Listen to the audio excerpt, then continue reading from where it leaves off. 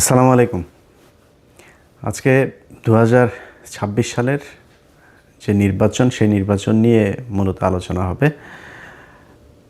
নির্বাচনে আগেই বলেছি যে এবার আমি নির্দিষ্ট কোনো দলের পক্ষে আমার কোনো অবস্থান থাকবে না, তবে অবশ্যই যা ঘটে, যেটা ঘটছে, যা ঘটবে সামনে, আল্লাহ যদি বাঁচিয়ে রাখেন, সেটা নির্বাচন পর্যন্ত, নির্বাচনের ফলাফল পর্যন্ত আপনাদের প্রতি মুহূর্তের আপডেট জানানোর চেষ্টা করব ইনশাআল্লাহ। তো তার ধারাবাহিকতায় আজকে আপনাদের বলা চলে সূচনা একটা বক্তব্য দিচ্ছি, যেখানে মূলত বিএনপি এবং জামায়াত দুই দলই এবারের প্রতিদ্বন্দ্বিতা করছে মূলত। তো তাদের ভেতরে কাদের অবস্থান কেমন আছে, ক্ষমতায় কারা যেতে পারেন, কেন যেতে পারেন, বা আপনার কাকে পছন্দ করা উচিত, সমর্থন দেওয়া উচিত ইনডিরেক্টলি, সেটারও কিছু ইঙ্গিত আমার এই ভিডিওতে থাকবে। প্রথমেই বলে রাখি যে 2024 সালের 5ই আগস্টের পর থেকে আমি বিভিন্ন ভিডিওতে বলেছি যে তারেক রহমান এর নেতৃত্বে যে বিএনপি, সে বিএনপি আগের বিএনপি সরকারের যে সময়টা ছিল তার চাইতে অনেক বেশি উন্নত একটা কি বলবো যে ভালো কিছু করবে, এরকম একটা সরকার তারেক রহমান করবেন। তার কিছু, তিনি যে বলেন যে আই হ্যাভ এ প্ল্যান, আসলেই তার একটা প্ল্যান আছে, এবং এটা আমি তার খুব ঘনিষ্ঠ লোকজনের সাথে তার যে কথাবার্তা হয় তাদেরও অনেকের কাছেই শুনেছি। এবং তার কিছু জিনিস যদি আপনারা দেখেন, গেল কয়দিনে তারেক রহমান দেশে যাওয়ার পর থেকে এখন পর্যন্ত আপনি দেখবেন যে এই বিএনপি হ্যাঁ ভোটের বিরুদ্ধে, সরাসরি না ভোটের পক্ষে অবস্থান নিয়েছিল। যখন সালাউদ্দিন বিএনপির একেবারে সামনের সারিতে নেতৃত্ব দিচ্ছিলেন মনে হচ্ছিল, তো তারেক রহমান দেশে যাওয়ার পরপর বিএনপি এখন হ্যাঁ ভোটের পক্ষে সরাসরি ক্যাম্পেইন করছে। তারপরে কিছু কিছু জায়গায় আবার বলা হচ্ছে যে বিএনপি এই বিসমিল্লাহ সরিয়ে দেওয়া হচ্ছে সংবিধান থেকে, এই হ্যাঁ ভোটের পক্ষে ভোট দিলে। একদম মিথ্যা একটা কথা। সংবিধানের যেসব অনুচ্ছেদগুলো পরিবর্তন করতে চায়, সংস্কার করতে চায়, একমাত্র সেই অনুচ্ছেদগুলো নিয়ে কথা বলা হচ্ছে। বিসমিল্লাহ এটা প্রস্তাবনায় আছে, এটা নিয়ে কোনো আলোচনা হয় না, এটাতে টাচই করে নেই। এটার কোনো সংস্কার চায় না, যে কারণে ওই আলোচনা এই ইয়েতে নেই। তো এটাকে বোঝানো হচ্ছে যেহেতু এই সংস্কারের এই জায়গায় নেই, সংস্কার এই জায়গায় থাকবে না, তো পুরো সংবিধান তো সংস্কার করা হচ্ছে না, সংবিধান তো আর বাতিল করে দেওয়া হচ্ছে না, সংবিধান এই সংশোধন করার একটা বিল আনার পক্ষে কাজ করছে। তো সেইখানে যেগুলো যেগুলো সংশোধন করা দরকার সেটার ব্যাপারে আলোচনা হয়েছে। যেহেতু সংস্কারের মধ্যে বিসমিল্লাটা নাই, এটারে মানুষের মধ্যে শোনানো হচ্ছে যে বিসমিল্লা থাকবে। বিসমিল্লা থাকবে, বিসমিল্লার হাতই দেওয়া হবে না, ওইখানে আছে যেইভাবে আছে সেইভাবেই। যে অনুচ্ছেদ পরিবর্তন হবে সেটা নিয়ে শুধু আলোচনা হবে। তো এরকম বিএনপি তারেক রহমান দেশে যাওয়ার পর থেকে হ্যাঁ ভোটের পক্ষে এখন ক্যাম্পেইন শুরু করেছে। বিএনপি যাওয়ার পরে মির্জা ফখরুল ইসলাম ওবায়দুল কাদের, তিনি আপনার মাথায় টুপি টুপি দিয়া বললেন কি, কোরআন সুন্নার বিরুদ্ধে কোনো আইন বিএনপি সরকার ক্ষমতায় গেলে হবে না। ও হইল নরেন্দ্র মোদীর পোলা, এই মির্জা ফখরুল। নরেন্দ্র মোদীর পোলা এখন কয় যে কোরআন হাদিসের বিরুদ্ধে আইন করা হবে না। এগুলি সব এই তারেক রহমানের গুতা, এই গুতায় এগুলো সোজা হয়েছে।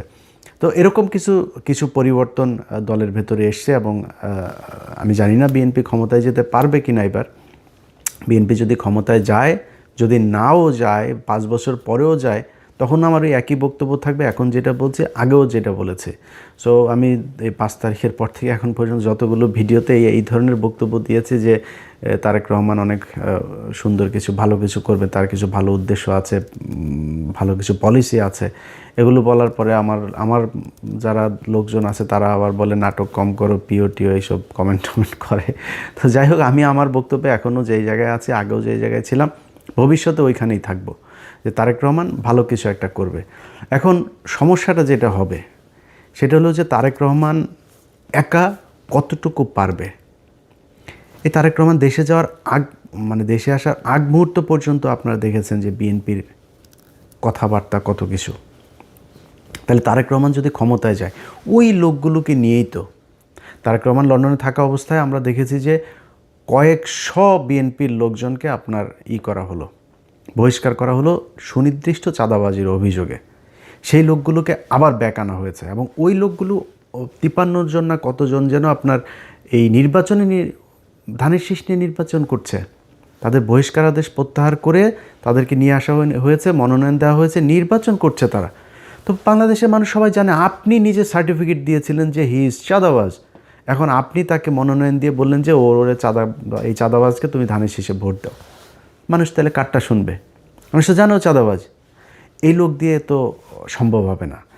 সমানে আপনার এই দুই দেশে নাগরিক, দ্বৈত নাগরিকত্ব নিয়ে আপনি নির্বাচন করতে পারবেন না, কিন্তু আপনি করছেন।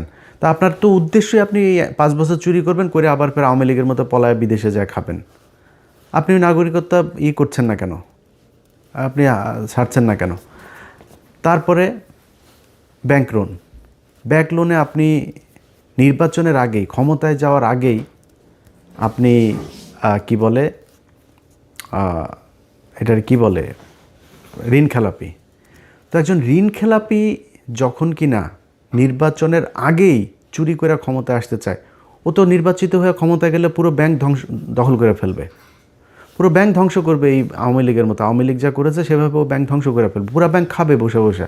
সেই চোর বাটপার লুচা। আমার চুয়াডাঙ্গার কথা বলি, আমার চুয়াডাঙ্গায় জামাতের প্রার্থী হলো একে অ্যাডভোকেট রাসেল ভাই, আর বিএনপির প্রার্থী হইল গিয়া শরীফুজ্জামান শরীফ। তিনি একাধারে চাঁদাবাজ, ধান্দাবাজ, দখলবাজ, টেন্ডারবাজ, সবশেষ ধর্ষক। ধর্ষণের অভিযোগ করেছে এক নারী। কেন অভিযোগ করেছে? সেও বিএনপি করতো, স্কুল শিক্ষিকা, গান গায়, শিল্পী।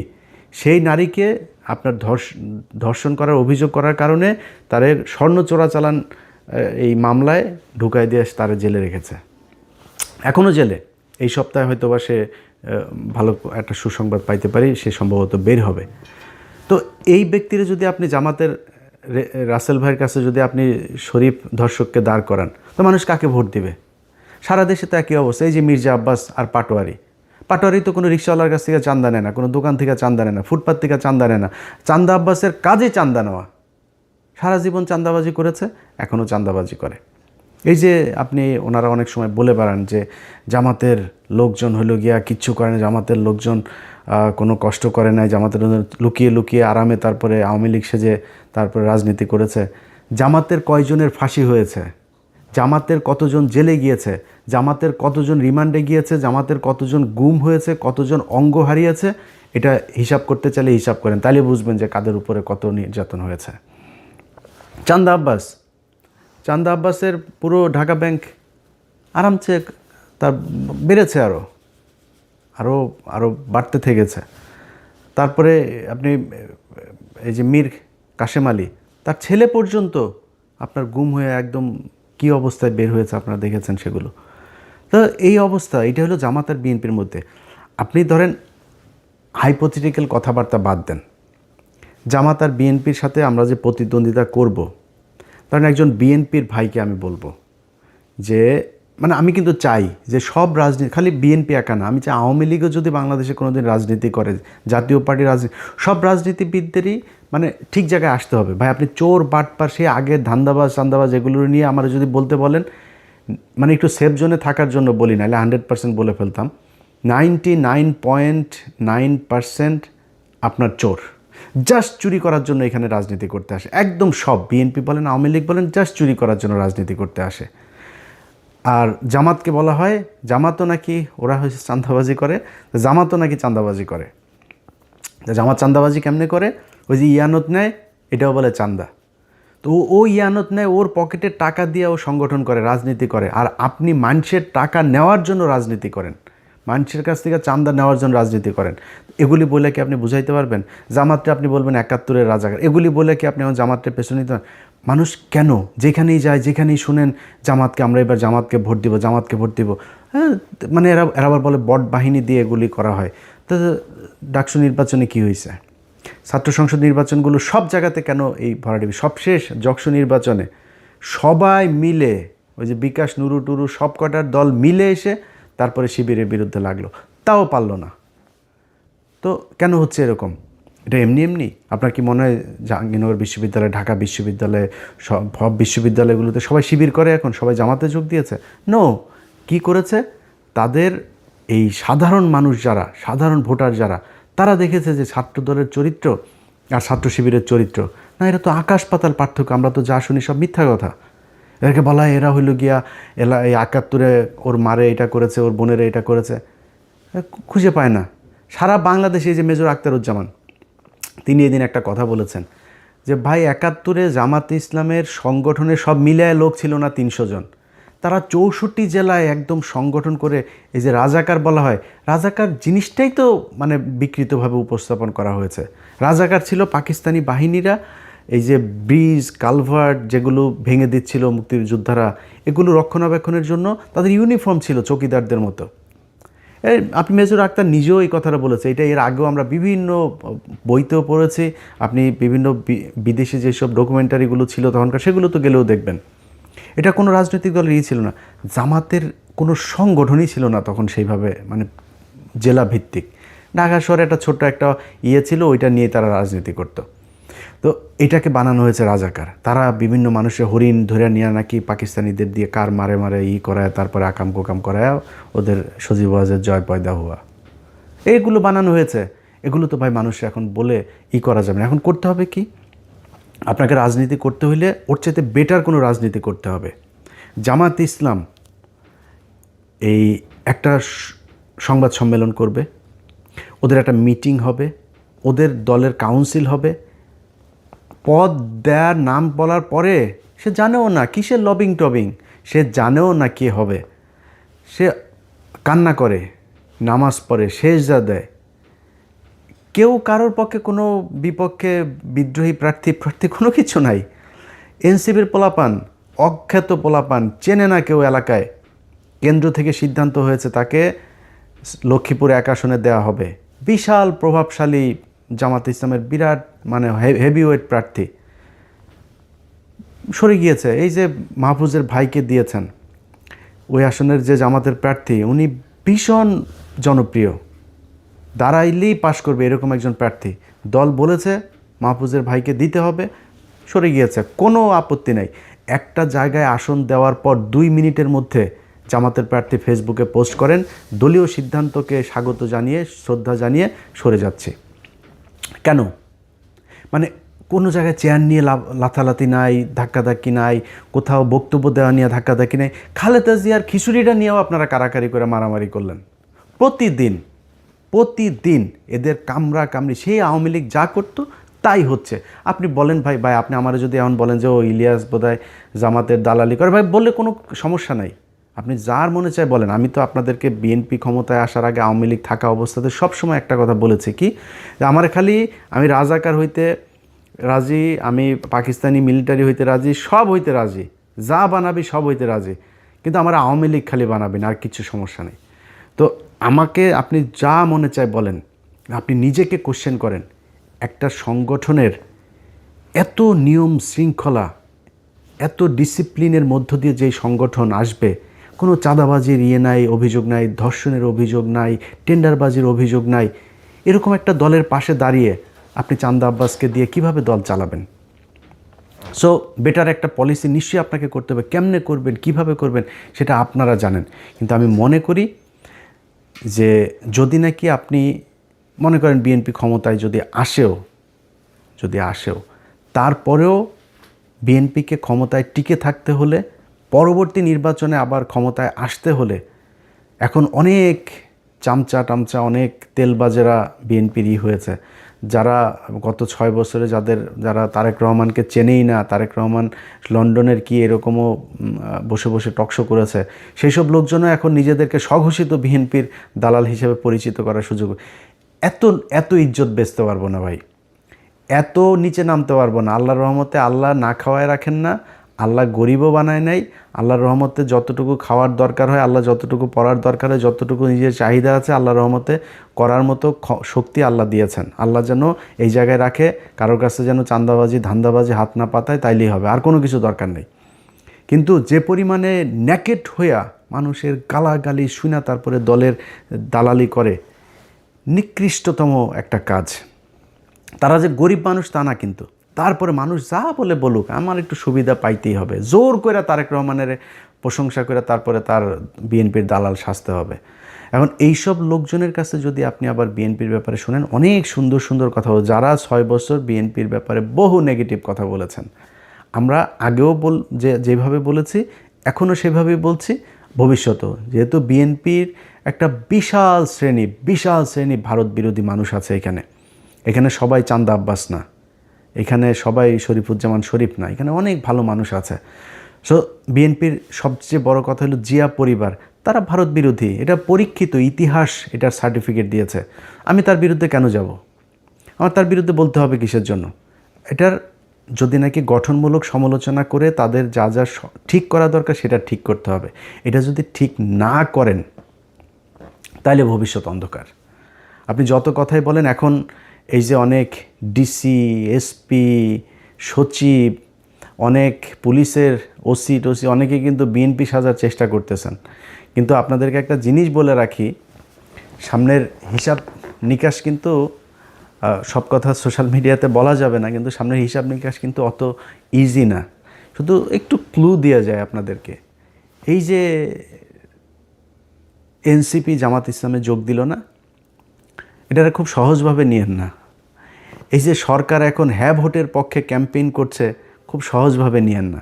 এই যে রিসেন্টলি দেখবেন সেনাবাহিনী আপনার সন্ত্রাসী ধরপাকড় শুরু করেছে না, যাদেরকে দিয়ে মারামারি করবেন, শয়তানি করবেন, মানুষের ভয়ভীতি দেখায় ভোট নেবেন, নির্বাচন আসতে আসতে কিন্তু এই ধরনের লোকজন পুরো শূন্য হয়ে যাবে। যেসব ডিসি, এসপি, ওসিরা বাড়তি দালালি করে তারপরে মনে করছেন কোনো একটা দল ক্ষমতায় আসবে, মনে করেন হাইপোথেটিক্যালি ক্ষমতায় আসলো, এই যে আমি কোনো দলের নাম বলছি না, যে কোনো একটা দল আসলো, আর সেই দলের দালালি আপনি করছেন, মনে করেন সেই দলটা 5 বছর পরে যাবে না ক্ষমতা থেকে? আপনাদের যাদেরকে মাপ করে দেওয়া হয়েছিল 5 তারিখে, তাদেরকে কিন্তু মাপ করবে না এর পরের বার। সো খুব হিসাব করে আপনি আপনার দায়িত্ব পালন করবেন, বাড়তি সুযোগ সুবিধা দেওয়ার চেষ্টা করেন না। কারণ জামাত ইসলাম যেই পলিসি নিয়ে তারা আগাচ্ছে, সেটা হলো প্রতিটা কেন্দ্র তারা কাউন্ট করবে। এবারের আগের থেকে বলে রাখি, এবারের নির্বাচনের ফলাফল ঘোষণা হইতে পারে 3 দিন লাগতে পারে,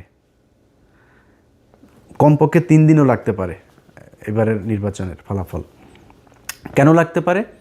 কারণ কিছু কিছু জায়গায় এরকম 2 নাম্বারই করতে পারে, হঠাৎ করে ডিসি অফিস থেকে একটা হয়ে যেতে পারে, ঘোষণা হয়ে যেতে পারে, অমুক 3.5 লাখ ভোট পেয়েছেন অমুক চান্দা আব্বাস। এখন চান্দা আব্বাস যে 3.5 লাখ ভোট পেয়েছে, এখন পাটোয়ারির ভোটগুলি তো জামাতের লোকজন তো প্রতিটা কেন্দ্রের ভোট তারা কাউন্ট করেছে, কেন্দ্র থেকে ফলাফল নিয়েছে, ঘোষণা দিয়েছে ওইখানে যিনি আছেন প্রিজাইডিং অফিসার। তো তিনি যে বললেন এই কেন্দ্রে ভোট হয়েছে হইলো, ধরেন সারা ওই ঢাকা 8 আসনে মনে করেন ভোটার হইলো 2 লাখ। এখন কেন্দ্র প্রতি কেন্দ্র হিসাব করে দেখা গেল পাটোয়ারি ভোট পেয়েছে 1.5 লাখ, চান্দা আব্বাস পেয়েছে 50,000। কিন্তু তার আগে ওইদিকে রিটার্নিং অফিসারের অফিস ঘোষণা দিয়েছে ঢাকা আসনের বেসরকারিভাবে বিজয়ী হয়েছেন চান্দা আব্বাস। এখন প্রতি কেন্দ্রের ভোটে ক্যালকুলেটর করে দেখা গেল যে ভোট বেশি পেয়েছে তখন কই যাবেন? সো এরকম 2-1 জায়গায় ঘটতে পারে, আর বেশিরভাগ জায়গাতেই এরকম করা যাবে না। খুব সুষ্ঠু একটা ভোট হবে, এটা মাথায় রেখে তারপরে নির্বাচনে কাজ করতে হবে। যাদের এই যে ঋণ খেলাপি যারা করে এখন নির্বাচন, এই যে হাসনাতের এইখানে ব্যাংকের কর্মকর্তাকে জোর করে আদালতে নিয়ে এখন বলানো হচ্ছে যে তার সাথে আমাদের মীমাংসা হয়ে গিয়েছে। যে ব্যক্তি এটা করছে সে ক্ষমতায় গিয়ে পুরো ব্যাংক খেয়ে ফেলবে। আমি তারা কেন বলতে, এই লোকটার গতকালকে একটা ভিডিও দেখলাম, একটা সাংবাদিক ছবি তুলছে, প্রচণ্ড খারাপ ব্যবহার করে সেই লোকটার সাথে করছে। এ নাকি মানে হুদায় মানুষজনের ধরে চর থাপ্পড় মারে, রিক্সাওয়ালা এদেরকে গাড়ি থেকে বের হয়ে যায়, রিক্সাওয়ালা ধরে থাপড়ে, মানে খুবই মানে বেয়াদব টাইপের লোক। তো এই ধরনের একটা লোক আপনার এলাকার এমপি হবে, এটা মানুষ মানবে যখন আপনার হাতে অপশন আছে। আগের হিসাব বাদ, আওয়ামী লীগের চোর ছিল, আপনি একটা বদমাশ ছিলেন, এটা অন্য জিনিস। এখন তো নিজেদের পকেটের টাকা খরচ করে ডিসিপ্লিন একটা দল আপনার অপোজিশনে। সো সেই সাধারণ মানুষগুলো যারা সুইং ভোটার, সেই সুইং ভোটারগুলোর সিদ্ধান্ত কোন দিকে যাবে সারা জীবন কিন্তু এই সুইং ভোটারদের ভোটের মাধ্যমে এই দেশে রাজা নির্বাচিত হয়েছে, পরাজিত হয়েছে। সো এইবারও সেটাই হবে আমি আশা করি। এবং সেই সুইং ভোটাররা কোন দিকে ভোট দিবে সেটা আমার মনে হয় বিশ্ববিদ্যালয়ের ছাত্র সংসদ নির্বাচনগুলোতে কিছুটা দেখিয়ে দিয়েছে। আমরা বিএনপি এবং জামাত, তাদের মধ্যে সে আওয়ামী লীগ বিএনপির মতো অবস্থা, আওয়ামী লীগ জামাতের মতো অবস্থা কখনো ফিরে আসুক আমরা চাই না। একটা দল নির্বাচনে জিতে আসবে, যারা এক্সট্রিম কথাবার্তা বলে তারপরে এই দুই দলের ভেতরে গ্যাঞ্জাম বাজাইতে চান, আপনার সোশ্যাল মিডিয়াতে কমেন্ট করে ভুয়া ফেক আইডি টাইডি খুলে তারপরে দুই দলের ভেতরে ডিজিএফআইয়ের কিছু আছে, আওয়ামী লীগের কিছু আছে, ইন্ডিয়ান কিছু আছে, এরা এগুলো করতে চায়। আমি সেই রাস্তায় কখনোই হাঁটবো না। বিএনপি এবং জামাত, এই দেশে দুইটা রাজনৈতিক দল থাকতে হবে। সো দুইটা রাজনৈতিক দল যেহেতু থাকতে হবে, আমি মনে করি বিএনপি এবং জামাত এই দুইটা আমার বেস্ট চয়েস। সো তাদের ভেতরে প্রতিযোগিতা থাকবে, প্রতিদ্বন্দ্বিতা থাকবে, কখনোই সে আগের মতো প্রতিহিংসা হবে না, আগের মতো মানুষ গুম হবে না, নির্বাচনে জেতার জন্য কাউকে আপনার ফাঁসি দিয়ে মারা হবে না, নির্বাচন করতে পারবে না এই জন্য কাউকে জেলে নিয়ে রাখা হবে না, জেলে নিয়ে স্লো পয়জন করা হবে না। সো এটা কোনো দিন যেন ফিরে না আসে বাংলাদেশে। হ্যাঁ, মারামারি হবে, দু চারজন মারাও যাবে, এরকম ঘটনা ঘটবে বাংলাদেশের মতো। এরকম মানে এখনও অর্ধসভ্য দেশগুলোতে তো এগুলো হবে, তৃতীয় বিশ্বে এটা খুব স্বাভাবিক বিষয় যে যেই সব দেশে এখনও রাজনীতিতে অনেক ব্যক্তি স্বার্থটার্থ থাকে, আর্থিক অনেক সুবিধা লাভের ব্যাপার থাকে, সেখানে হইতে পারে, কিন্তু সেই পরিস্থিতি যেন আর কখনো না হয় সেই আশা করি। সেই কারণেই আমি মনে করি যে সামনের নির্বাচনটা একটা সুষ্ঠু নির্বাচন হবে এবং সেই নির্বাচনে আমার জন্য আমি আমার ব্যক্তিগত মতামত, যদি বিএনপি অথবা জামাত এমন একটা কিছু করতে পারে, তারা সেটা নির্বাচনের আগে নিশ্চয়ই ঘোষণা দেওয়ার দরকার নাই, দিবেও না। তাদের একটা